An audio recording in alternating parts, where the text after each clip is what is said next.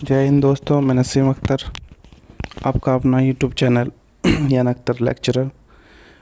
10वीं कक्षा के आज पहला चैप्टर का पहला भाग जिसे हम लोग लेकर आए हैं। तो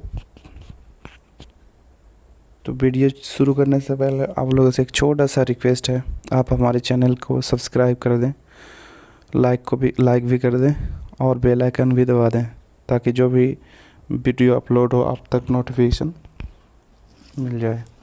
तो सबसे पहला हम चलते हैं क्या, नेचुरल नंबर। गिनती की संख्या को हम लोग क्या करते हैं, नेचुरल नंबर कहते हैं या प्राकृत संख्या कहते हैं। प्राकृत संख्या, गिनती वाली संख्याओं को प्राकृत संख्या कहा जाता है, जिसे हम लोग एन से सूचित करते हैं।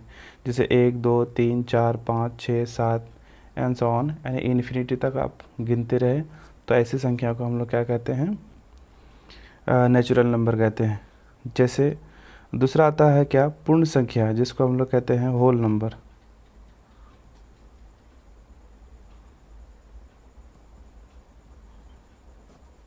पूर्ण संख्या यानी प्राकृत वैसे गिनती हम लोग करते हैं, जैसे 1 2 3 4 5 6 7 इन्फिनिटी तक गिनती करते हैं। तो गिनती करने से पहले जो भी हम शून्य से, अगर ज़ीरो से गिनती स्टार्ट करते हैं, अगर हम ज़ीरो से गिनती स्टार्ट करते हैं तो हम वैसी संख्या को हम क्या कहते हैं, पूर्ण संख्या कहते हैं। जैसे 0 1 2 3 4 5 dot dot dot etc etcetera. तीसरा में आता है क्या, इंटीजर नंबर, जिसको हम लोग कहते हैं पूर्णांक।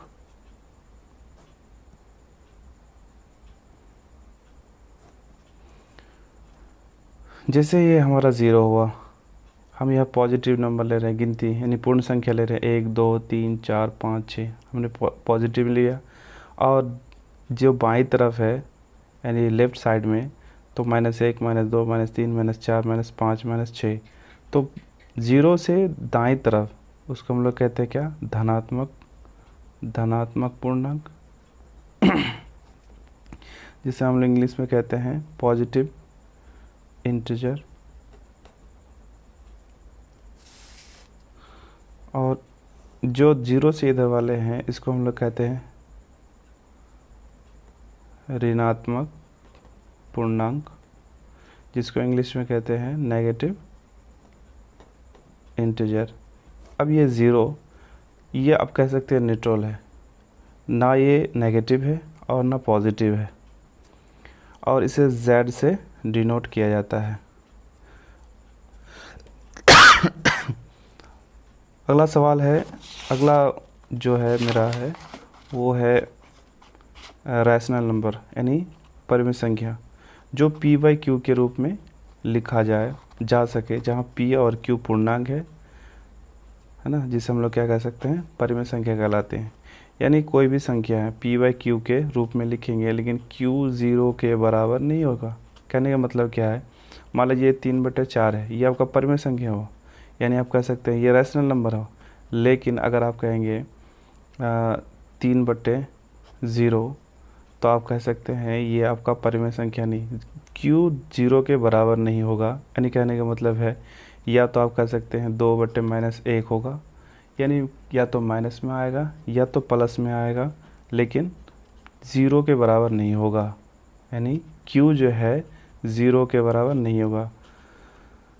नोट, एक और चीज़ जान लीजिए कि सभी पूर्णांक संख्या परिमेय संख्या कहलाता है। अगला हम लोग लेते हैं क्या, इरेशनल नंबर, जिसको हम लोग कहते हैं अपरिमेय संख्या। अपरिमेय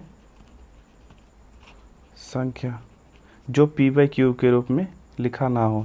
जैसे हम लोग लेते हैं क्या, √2 √3 पाई, ये सब क्या है, P/Q के रूप में लिखा नहीं जाता है। ऐसे अगर आपको कहीं मिले तो आप समझ जाइएगा ये क्या है, आपका अपरिमेय संख्या है। पाई भी आपका क्या है, अपरिमेय संख्या है। अक्सर पूछा जाता है कि पाई कैसा संख्या है, तो आप याद रखिएगा पाई क्या है, अपरिमेय संख्या है जो P/Q के रूप में लिखा नहीं जाता है। अगला चलते हैं पॉइंट पे, रियल नंबर, जो इस चैप्टर का मेन चीज़ है। वास्तविक संख्या परिमेय तथा अपरिमेय संख्या के समूह को क्या कहलाता है,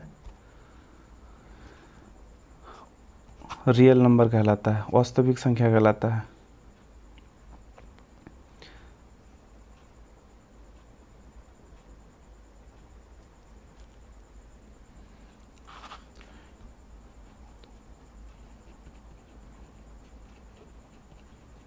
वास्तविक संख्या किसे कहते हैं?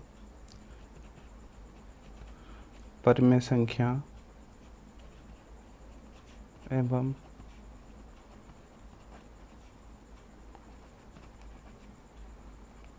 संख्या के समूह को क्या कहते हैं? रियल नंबर कहते हैं। आप हमारे वीडियो को अंत तक ज़रूर देखें।